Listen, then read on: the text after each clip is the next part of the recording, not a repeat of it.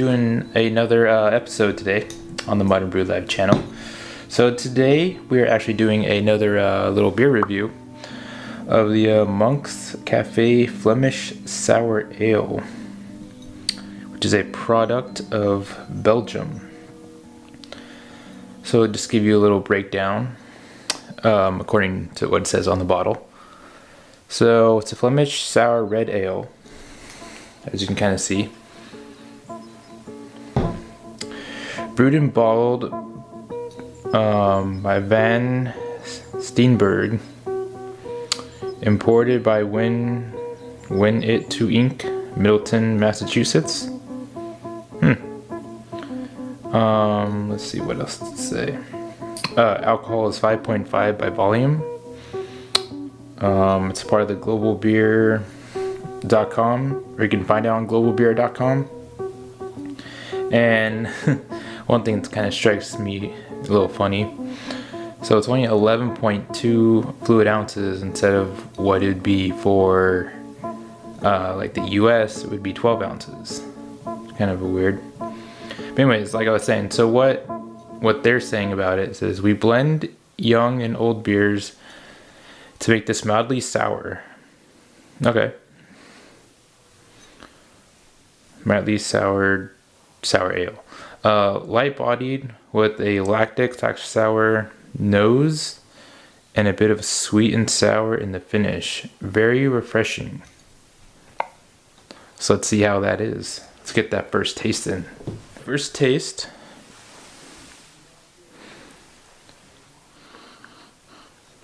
Ooh, it definitely smells pretty sour and different. Kind of cherry wood a little bit. I don't know.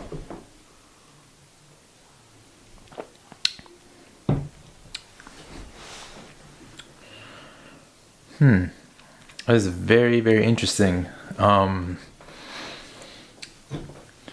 know if I like it or not. I mean, it's definitely tasty.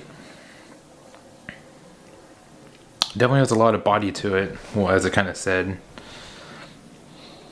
There's also kind of like fruit flavors coming off of it too.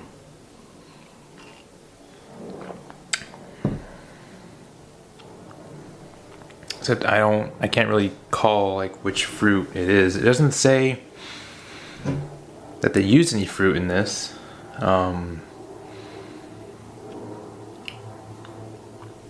Or anything.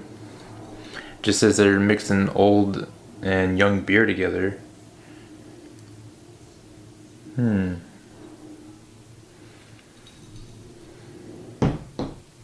I wonder. All right, let's look this up on the interwebs, because you know it always has the correct answers. All right, so apparently to beeradvocate.com, so they give it a BA score 3.86 out of 5. That's coming out of 3,000 ratings. Let's see. Notes / commercial description. Brewed for Monk's Cafe in Philadelphia, but also available for retail purchases elsewhere. Ode Brewing, probably saying that wrong. In style, a traditional blend of young and old beers. Let's see. So aromas of cherry, which I do agree with. Berries, raspberry, blackberry, especially maybe boysenberry, molasses and honey. I don't really get that molasses and honey. Sweet with very slight tart, with flavors largely following the nose. Really having a hard time between cherry and berry. Me too. Yeah, I don't know. This beer is just it's a very complicated style of beer. Not really sure how to approach this. I mean, we'll say it is definitely delicious for sure. But other than that, like, it's the Flemish sour ale. Very kind of confusing beer. So much like complexity going into this, because like I was saying, like old and new beer combined.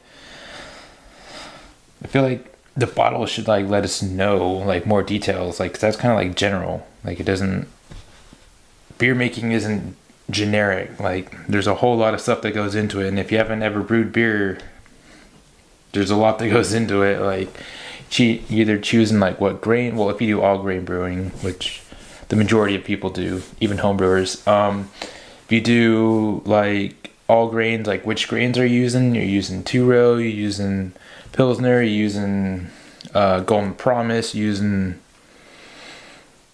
some rye, I mean whatever. Or there's also the hops too. Doesn't really taste like there's hops at all in this. Probably not.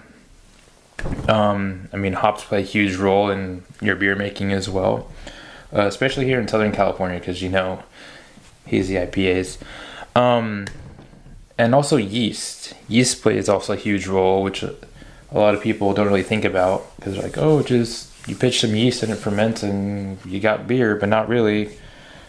I mean, they're probably using some kind of like some older yeast that really like has like all flavors of berries, and then maybe they actually use fruit with whatever beer they're mixing together.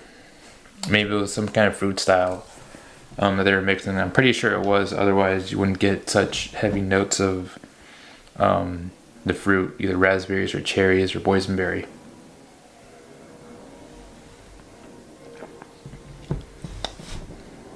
It almost like it's like tastes better as it gets like warmer a little bit. I mean, it's still not like warm, but I mean it definitely tastes interesting for sure.